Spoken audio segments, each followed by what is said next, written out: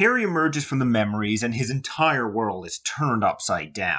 Snape wasn't who he thought he was. Dumbledore had been, as Snape put it, raising him like a pig for slaughter. And of course, he has to die. Harry's journey through the castle and into the forest is probably the biggest moment of introspection in the entire series. Not that we can really tell in the movie, with the lack of internal narration. Again, though, that's not the movie's fault, it's just an advantage of a literary medium. Terror washed over him as he lay on the floor, with that funeral drum pounding inside him. Would it hurt to die? All those times he had thought that it was about to happen and escaped, he had never really thought about the thing itself. His will to live had always been so much stronger than his fear of death. Yet it did not occur to him now to try to escape, to outrun Voldemort. It was over, he knew it, and all that was left was the thing itself. Dying. If only he could have died like Hedwig, so quickly he would not have known it had happened. Or if he could have launched himself in front of a wand to save someone he loved. He envied even his parents' deaths now. This cold-blooded walk to his own destruction would require a different kind of bravery. And Dumbledore had known that Harry would not duck out, that he would keep going to the end, even if it was his end, because he had taken the trouble to get to know him, hadn't he? Dumbledore knew, as Voldemort knew, that Harry would not let anyone else die for him now that he had discovered it was in his power to stop it. The images of Fred, Lupin, and Tonks lying dead in the Great Hall forced their way back into his mind's eye, and for a moment he could hardly breathe. Death was impatient. Now, one major change here is that in the movie, Harry tells Ron and Hermione what he's doing. I'm not a fan of this change, mainly because it seems out of character for either of them to let him go. They do, though, and pretty easily at that. And that's because in the book, he doesn't tell them. There would be no goodbyes and no explanations. He was determined of that. This was a journey they could not take together, and the attempts they would make to stop him would waste valuable time. Also, why does he only hug Hermione and not Ron? Ron is his best friend, but again, the movies seem to put Hermione more in that role. There is someone he does talk to in the book, however, Neville. He doesn't tell him what he's doing, in fact he straight up lies when Neville asks if he's planning on handing himself over, but he does tell him that Voldemort's snake needs to be killed. Essentially, he's passing his own role down to Neville, just as Dumbledore did to him. There's another death shown here that the movie didn't mention because this character hadn't been in the movie since Chamber of Secrets. It's Colin Creevey. Harry finds Neville and Oliver Wood carrying his body. Apparently he had snuck back into the castle after evacuating, wanting to join the fight, and gotten himself killed. After talking to Neville, Harry sees Ginny comforting a young girl who wants to go home. He desperately wants to reveal himself to her, but resists the temptation. He wanted to shout out to the night. He wanted Ginny to know that he was there. He wanted her to know where he was going. He wanted to be stopped, to be dragged back, to be sent home. But he was home. Hogwarts was the first and best home he had known. He and Voldemort and Snape, the abandoned boys, had all found home here. As Harry enters the forest, fear of death starts to reach him, and he needs some encouragement in order to keep going. Encouragement from the dead. So he takes out the snitch, which opens now, revealing the resurrection stone. And again Harry understood without having to think. It did not matter about bringing them back, for he was about to join them. He was not really fetching them. They were fetching him. Using the resurrection stone, Harry sees apparitions of his parents, Sirius, and Lupin. I would have thought Fred at least would be there too, but oh well. They offer him words of comfort, steeling him for what's to come. I think the movie handled this scene well, though because they never established that Lupin and Tonks had a son, this moment seems a bit weird. And Remus, your son. Others will tell him what his mother and father died for. That's not the fault of this scene, though. Also, I just love seeing Gary Oldman back as Sirius. And he won't be able to see you. No. We're here, you see. So Harry proceeds towards Voldemort, accompanied by his dead loved ones, who act sort of like Patronuses, keeping the Dementors at bay.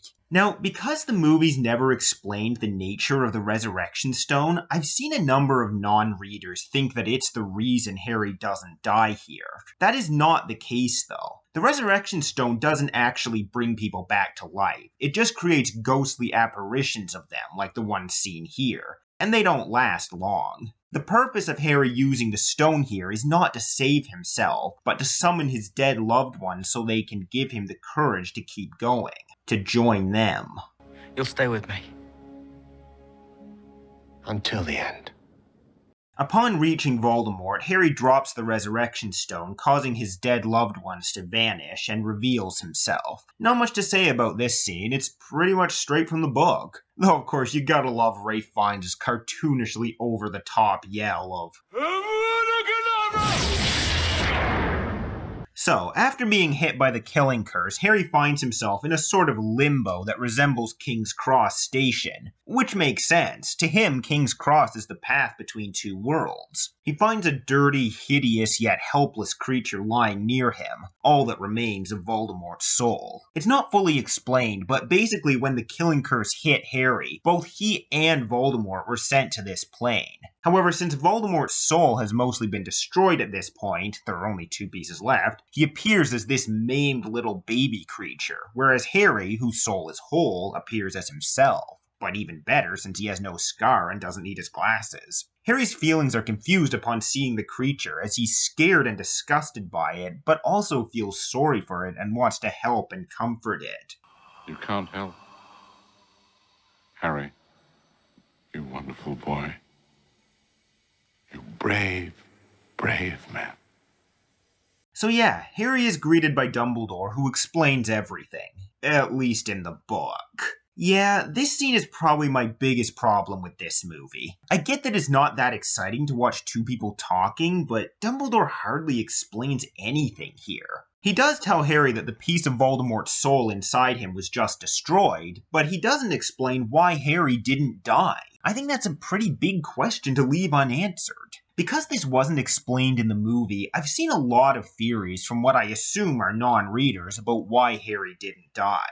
I've already talked about the Resurrection Stone theory and why that wouldn't work. I've seen some people theorize that it was because Harry became Master of Death by uniting the Deathly Hallows. This is not the case either. Again, the movie doesn't explain this, but Master of Death doesn't mean overcoming death, it means embracing it. Harry did just that by willingly walking to his own death. So yeah, Harry did become Master of Death and united the Hallows, ironically by turning his back on them, but that has nothing to do with why he didn't die. Some people have suggested that it's because the piece of Voldemort's soul took the killing curse instead of Harry's, which I suppose technically did happen, but that alone wouldn't have been enough to save Harry. The most prominent theory I've seen is that because Harry was the Elder Wand's true master, it refused to kill him. Of all these theories, this one does make the most sense to me. Considering the actual explanation isn't given in the movie, I can honestly totally understand why people would come to this conclusion. I won't even argue against the possibility that the Elder Wand may have played a part. That said, I'm going to stick with the primary reason being the one that was actually given in the book, which is this. Back when Voldemort resurrected himself, he took Harry's blood into his body, and in doing so, took in a bit of the protection Lily gave Harry when she sacrificed herself for him. Precisely. He took your blood and rebuilt his living body with it. Your blood in his veins, Harry. Lily's protection inside both of you. He tethered you to life while he lives. As such, Voldemort's body is keeping Lily's sacrifice alive. The very thing that's kept Harry safe from him all these years. So while taking his blood may have allowed Voldemort to touch him, it also ensured that he would never be able to kill Harry, because even if he did, it wouldn't destroy the blood protection. Part of it would still exist inside Voldemort. In a sense, Voldemort became a Horcrux for Harry, though a different kind of Horcrux. This was hinted at way back in Goblet of Fire. When Harry tells Dumbledore that Voldemort took his blood, a gleam of triumph briefly appears in Dumbledore's eyes. Even then, he knew Voldemort had screwed himself. Personally, I find this explanation far more satisfying than the Elder Wand because it's based on something that's been a thing for several books, and not something that was only established in this one. There's a bit more to it, though. His body keeps her sacrifice alive, and while that enchantment survives, so do you. and so does Voldemort's one last hope for himself. By taking Harry's blood, Voldemort also gave himself the ability to feel remorse, his very last hope. Sadly, he's way too far gone at this point to act on that, but as we see later, Harry does offer him the chance. Dumbledore then explains the reason why Harry's wand acted on its own against Voldemort while escaping the Dursleys. It took in some qualities of Voldemort's wand when they connected back in the graveyard, and so it reacted to Voldemort and shot some of his own powerful magic at him. Magic that Lucius Malfoy's wand stood no chance against. This extraordinary power only worked against Voldemort, however, hence why Hermione's spell was still enough to destroy the wand. Harry brings up the Deathly Hallows, a subject that brings tears to Dumbledore's eyes. He had pursued them in his youth in hopes of becoming Master of Death, not knowing what that really meant. Just like Voldemort, he too sought a means of overcoming death, though as Harry points out, his way didn't involve killing others. Dumbledore confirms pretty much all of Harry's theories about the Hallows. The Peverell brothers were the inspiration for the story, though they simply created the objects rather than being given them by death. Harry is Ignotus Peverell's descendant, hence the cloak getting passed down to him, and Dumbledore borrowed it from James because he thought it was the third Hallow and he wanted to examine this childhood obsession of his, though he had long since stopped seeking the Hallows. It seems like Dumbledore blamed himself for James and Lily's deaths for this reason, but as Harry says, the cloak wouldn't have stopped Voldemort from killing them.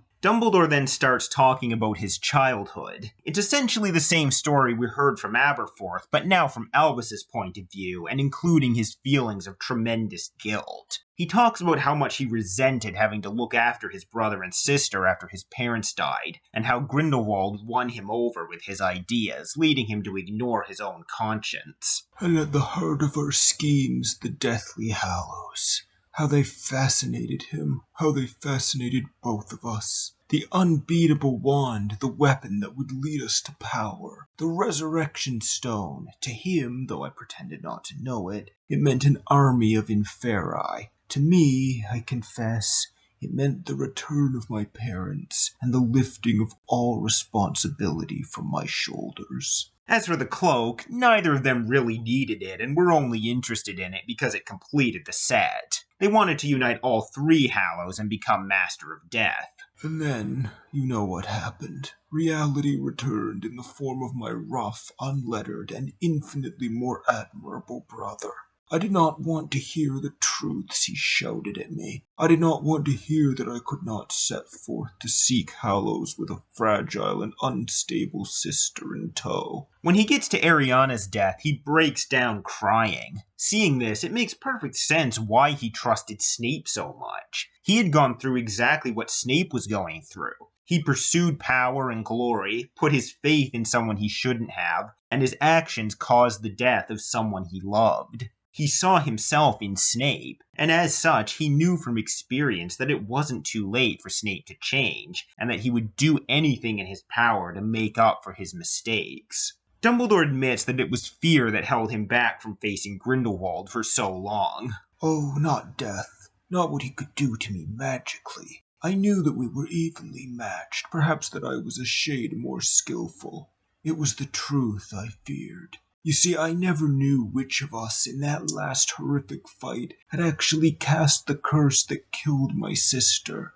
I dreaded beyond all things the knowledge that it had been I who brought about her death, not merely through my arrogance and stupidity, but that I actually struck the blow that snuffed out her life. Harry informs Dumbledore of what he saw in his vision, how Grindelwald lied to Voldemort about having the Elder Wand. Dumbledore says he heard rumors about him showing remorse in his later years and hopes it's true. Dumbledore also confesses that he tried to use the Resurrection Stone. When he found the ring Horcrux and realized what it was, his desire to talk to his parents and sister and tell them how sorry he was got the better of him and he put it on, only to get cursed. Maybe a man in a million could unite the Hallows, Harry. I was fit only to possess the meanest of them, the least extraordinary. I was fit to own the Elder Wand, because I took it not for gain, but to save others from it. But the cloak I took out of vain curiosity, and so it could never have worked for me as it works for you, its true owner. The stone I would have used in an attempt to drag back those who are at peace, rather than enable my self-sacrifice as you did. You are the worthy possessor of the Hallows. As he starts talking about the Elder Wand, Dumbledore reveals the third reason he planned his death. It would cause the Elder Wand's power to die with him, since he would never truly have been defeated. So yeah, there's a lot of stuff explained here that the movie doesn't go into at all. Similar to the Aberforth scene earlier, I don't hold it against this movie that the stuff about Dumbledore's past was left out. That's a choice that had already been made in the last movie. That said, I do think they could have explained more about the meaning behind the Deathly Hallows, and most importantly, they should have explained why Harry didn't die. I also just feel like this scene, unlike the book version, doesn't do enough to redeem Dumbledore in our eyes, after it seems like he sent Harry to his death. So the time comes for Harry to make his choice: return to the world of the living, or go on. Though passing on would be very pleasant, Harry is determined to see things through, so he decides to go back. Do not pity the dead, Harry. Pity the living. And above all those who live without love. Is this all real? Or is it just happening inside my head? Of course it's happening inside your head, Harry. Why should that mean that it's not real? So Harry and Voldemort both regain consciousness, and I love this moment in the movie where he shoves Bellatrix to the ground as she tries to help him up. In both versions, Voldemort sends Narcissa Malfoy to check whether Harry's dead. I don't get why he didn't just do it himself, but whatever. Finding that Harry's alive, Narcissa quietly asks him if Draco is still alive. When Harry confirms that he is, she tells Voldemort that Harry is dead. She knows it's the only way Voldemort will let them return to the castle and she can find her son. Voldemort orders Hagrid to carry Harry as they go back to the castle, and having no choice, he does so. Rowling has said that this moment of Hagrid carrying a seemingly dead Harry back to Hogwarts was something she had in mind for a long time while writing these books. Since Hagrid was the one to bring Harry into the wizarding world, she never let go of this image of him being the one to bring Harry's body back to Hogwarts. So in a way, that idea ensured Hagrid would never be killed off. At one point, as they're heading through the forest, Hagrid furiously yells at a group of watching centaurs, including Bane, asking if they're happy that Harry's dead, and their precious prophecies have been fulfilled. They reach the castle, where Voldemort makes the announcement to everyone. Harry Potter is dead. From this day forth, you put your faith in me.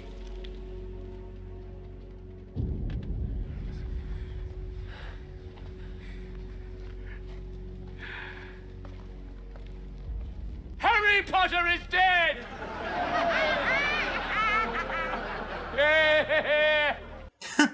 That's still adorable. In the book, Voldemort straight up lies, telling them Harry tried to run away and save himself. Obviously, no one buys this. It's also worth noting that with Harry dead, Voldemort has removed the magical protection around Nagini since he doesn't think he'll need it anymore. One thing I love in the book is that it's actually McGonagall who is the first to scream in despair upon seeing Harry supposedly dead. Beneath her stern demeanor, she really did care a lot about him. Voldemort tells the people at Hogwarts to surrender and join him. In the movie, we see Draco, at his parents' bidding, go over to them, where he is given what must have been a very uncomfortable and horrifying hug from Voldemort. A hug that apparently was improvised, by the way. This moment wasn't in the book. In the book, Draco is nowhere to be seen. I don't dislike the addition, but I don't love it either. I could take it or leave it. One addition I do love, however, is Neville's speech. Doesn't matter that Harry's gone. Stand down, Neville. People die every day. Friends. Family. Yeah. We lost Harry tonight. But he's still with us. In here. So's Fred. And Remus. Tonks. All of them. They didn't die in vain.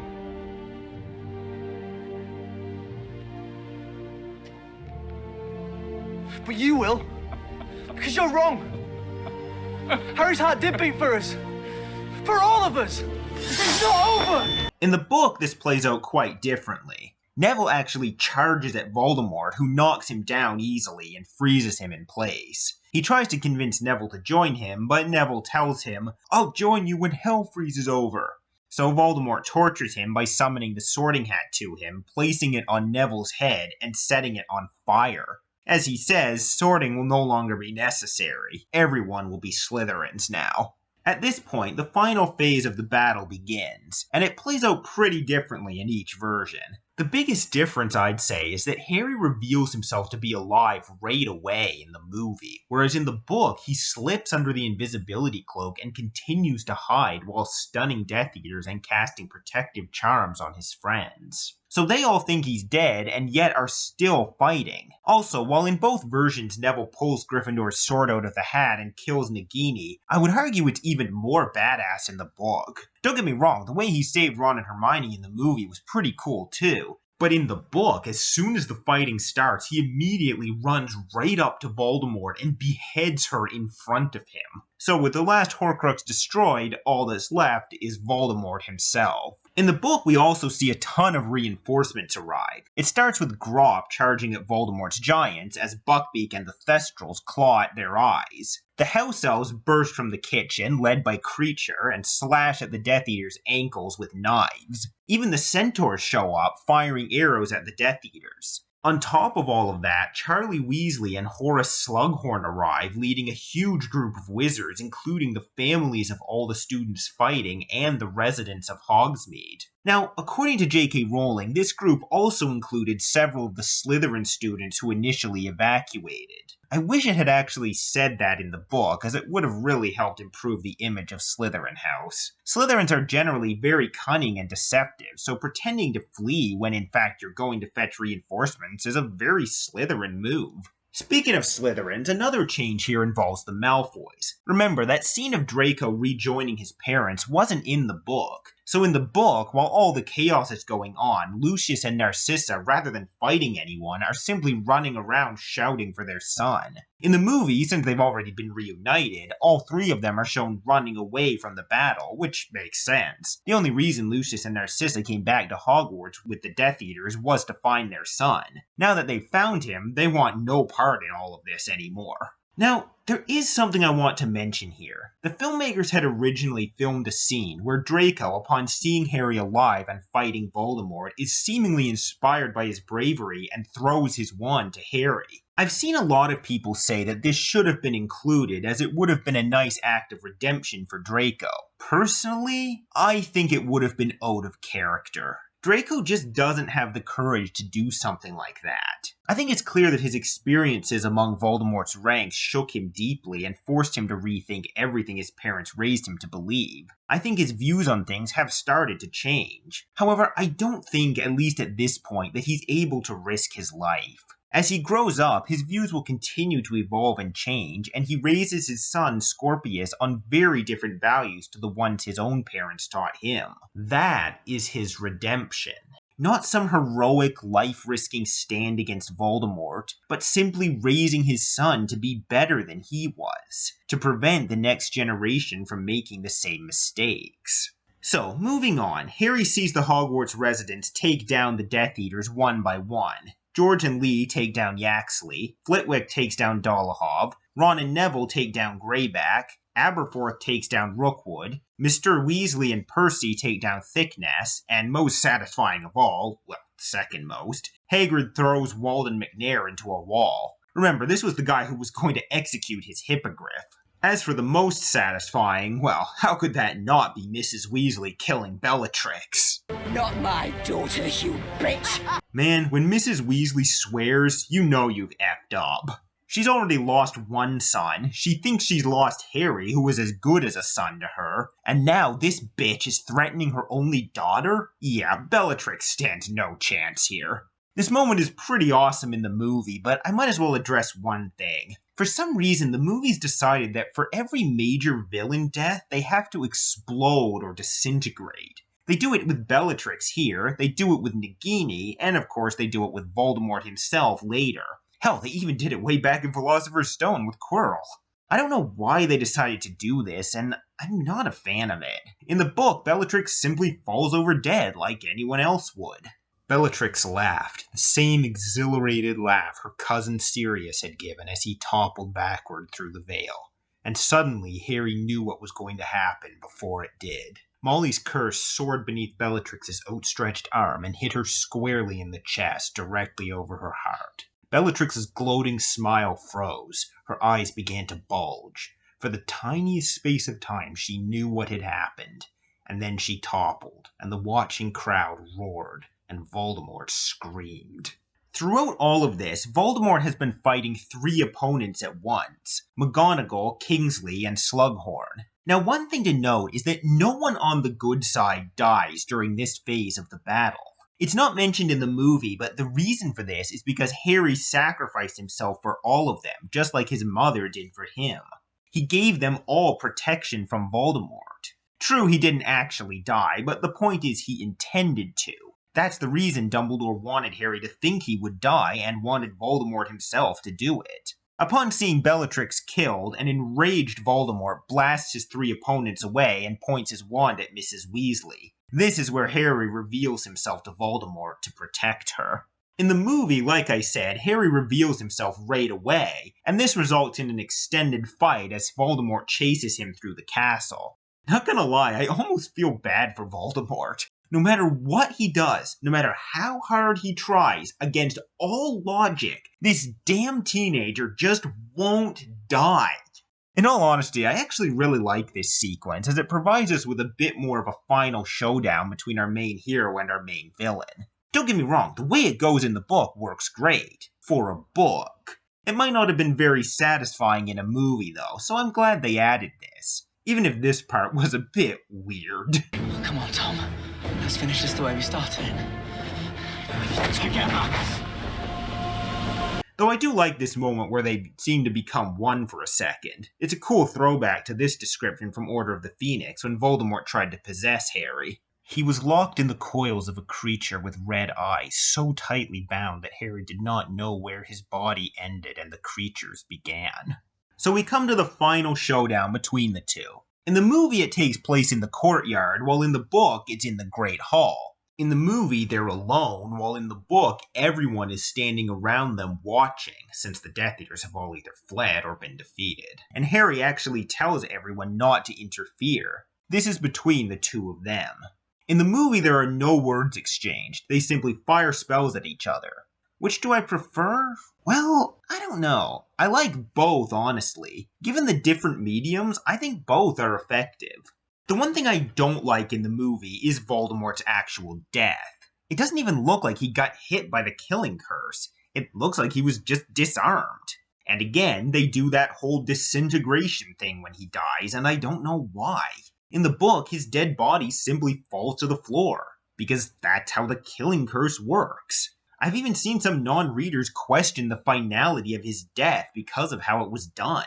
Now, as I mentioned, in the book there's a lot of talking here, as Harry, having figured everything out and now confident in his own survival, essentially talks down to Voldemort and tells him why he won't win. He tells him about the protection he gave everyone when he tried to die for them, and how he won't be able to hurt any of them. He tells Voldemort about Snape's true loyalties and how he was fooled by him all these years. On top of that, Voldemort now can't even claim to have defeated Dumbledore, since Dumbledore planned his own death. And throughout all of this, he calls him by his real name, Tom. This is something I'm glad the movie included. Come on, Tom. Finally, Harry tells Voldemort the truth about the Elder Wand, that Draco Malfoy won it from Dumbledore before he died by disarming him, and that since then he disarmed Malfoy of his own wand, possibly winning the Elder Wand's allegiance himself. If this is true, then the Elder Wand won't act against Harry, who is its true master. However, even knowing this, knowing he's basically won, Harry still gives Voldemort a chance. He tells him to think about what he's done and to try to feel some remorse, since he now has the capability of doing so. Of all the things that Harry had said to him, beyond any revelation or taunt, nothing had shocked Voldemort like this. However, Voldemort is still Voldemort, and despite now having the ability to feel remorse, he doesn't. It is not our abilities that show what we truly are, It is our choices. So the two of them fire their signature spells at each other. The spells collide, and because the Elder Wand won't kill its master, Voldemort's spell rebounds upon him once again. Tom Riddle hit the floor with a mundane finality, his body feeble and shrunken, the white hands empty, the snake-like face vacant and unknowing. Voldemort was dead, killed by his own rebounding curse, and Harry stood with two wands in his hands, staring down at his enemy's shell. I remember when I first read this, I thought it was a bit anticlimactic, but I grew to like it more in time. Harry's journey has never been about surpassing Voldemort in terms of magical skill or power. There was no way he was ever going to reach the point where he could beat Voldemort one-on-one. Harry's strength, as Dumbledore said, lies in his selflessness. He put his own life at risk and went through hell looking for the Horcruxes so that everyone else would be safe from Voldemort, and in the end even willingly walked to his own death without defending himself to bring Voldemort one step closer to death. On top of that, he resisted the temptation of power the Elder Wand offered, something even Dumbledore couldn't do. If Harry had taken the Elder Wand and faced Voldemort with it, who knows what would have happened. Despite being extremely powerful, the Elder Wand doesn't make one invincible. Grindelwald had the Elder Wand, and yet Dumbledore still beat him. If Dumbledore could beat Grindelwald despite him having the Elder Wand, Voldemort could certainly beat Harry even if he had the Elder Wand. It was turning his back on it and allowing Voldemort to take the Elder Wand that caused Voldemort's defeat, as it meant the Elder Wand would face its true master. I do think it would have been better if the concept of the Elder Wand and wand allegiance in general had been brought up earlier in the books, though. Upon seeing Voldemort's death, after the initial shock subsides, everyone cheers and rushes forward to hug Harry. One thing I do like about their fight being isolated in the movie is that I like to imagine Harry walking into the Great Hall afterwards, dragging Voldemort's body with him and tossing it onto the floor in front of him for everyone to see. But anyway, a celebration's held in the Great Hall. I like this part in the movie as it kind of mirrors that earlier, far sadder scene where everyone is mourning their loved ones, except now it's brighter and happier, though still appropriately quiet. A lot of people did still die after all. I especially love this moment where Hagrid hugs Harry. Another thing I like about there being no witnesses to Harry and Voldemort's fight is that it allows Harry to feel relatively normal, as he isn't being hugged, thanked, and congratulated non-stop like he is in the book here. Now, in the book, it's mentioned that in the midst of the celebrations, the three Malfoys are sitting a bit away from everyone else, looking unsure whether they're supposed to be there. Ultimately, all three of them will be allowed to go home and won't be sent to prison. I honestly like that. I do think Draco's views have started to change, and while the same can't be said for his parents, they clearly aren't in a position to cause any more trouble. Narcissa even played a part in enabling Voldemort's defeat by lying to him about Harry being dead. As for Lucius, he played no part in defeating Voldemort, and unlike Draco, I don't think his views have really changed. I think he still has his blood supremacist ideals. Yet I'm still fine with him going free. Not every villain has to be killed, imprisoned, or redeemed. Sometimes simply stripping them of the thing that made them powerful and dangerous is enough. And in Lucius's case, that was his influence and reputation. Now that he's been exposed as a Death Eater among all his other crimes, he's lost both of those. He can't influence the government or media anymore, as everyone knows now what he is. I think that's punishment enough. A couple other things that are mentioned in the book. All victims of the Imperius Curse around the country are coming back to themselves, innocent people in Azkaban have been released, and Kingsley Shacklebolt has been named Temporary Minister of Magic. According to Rowling, this will later become a permanent appointment. So Harry leaves the hall with Ron and Hermione. In the book, Luna causes a distraction for him. Also in the book, as they leave, they hear Peeves singing a song he made up. We did it, we bashed them, we Potter's the one, and Voldy's gone moldy, so now let's have fun. Harry tells the other two everything that happened since they returned from the Shrieking Shack, and in the movie, this is where he reveals the truth about the Elder Wand's allegiance. It's mine. I love the way Daniel Radcliffe said that line. In the book, they go up to the headmaster's office, where the portraits all cheer, and Phineas Nigellus insists that Slytherin's contribution to defeating Voldemort not be forgotten. Harry talks to Dumbledore's portrait about the Deathly Hallows. The only one he decides to keep is the invisibility cloak. The Resurrection Stone he decides to leave in the forest where he dropped it. As for the Elder Wand, he doesn't keep that either. And there's a change the movie made here that I actually like.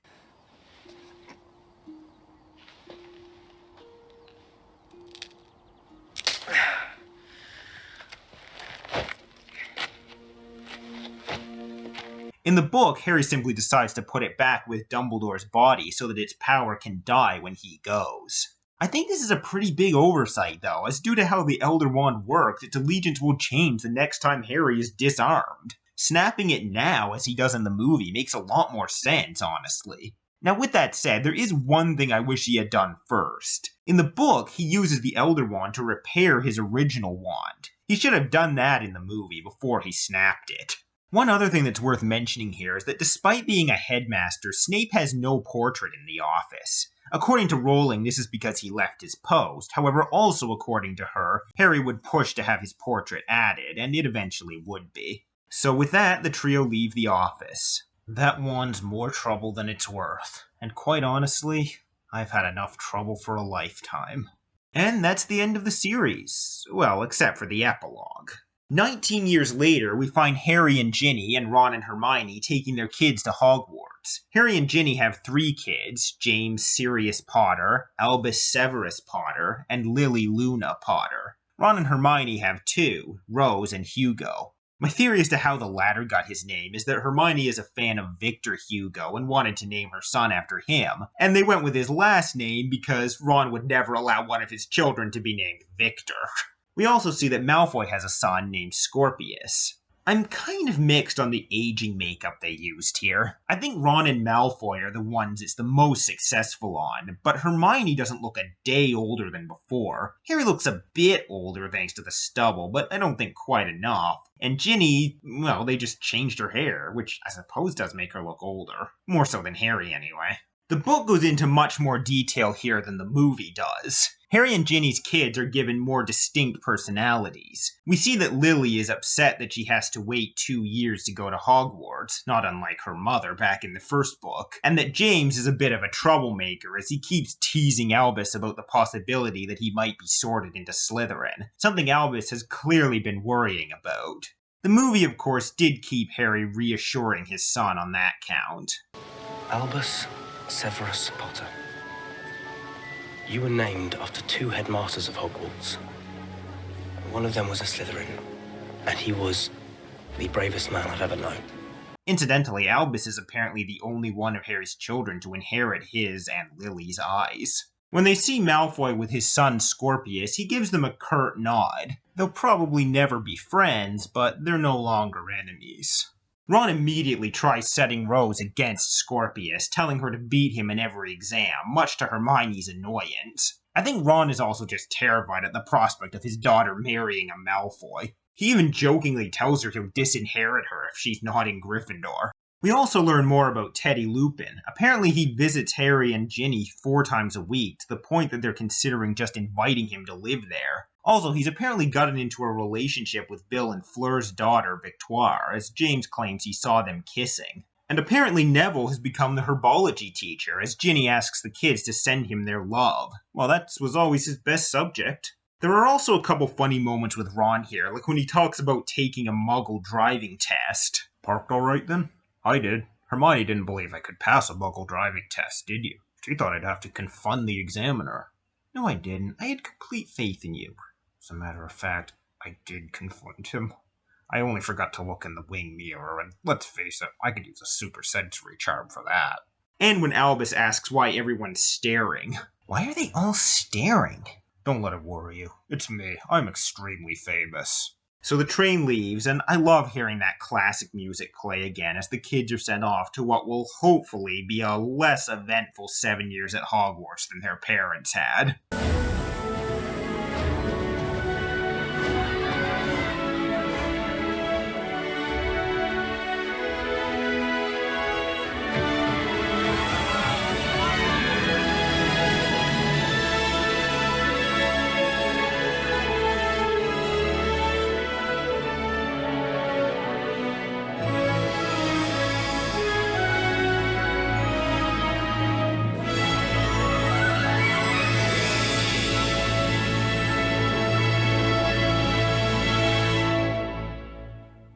And that's it.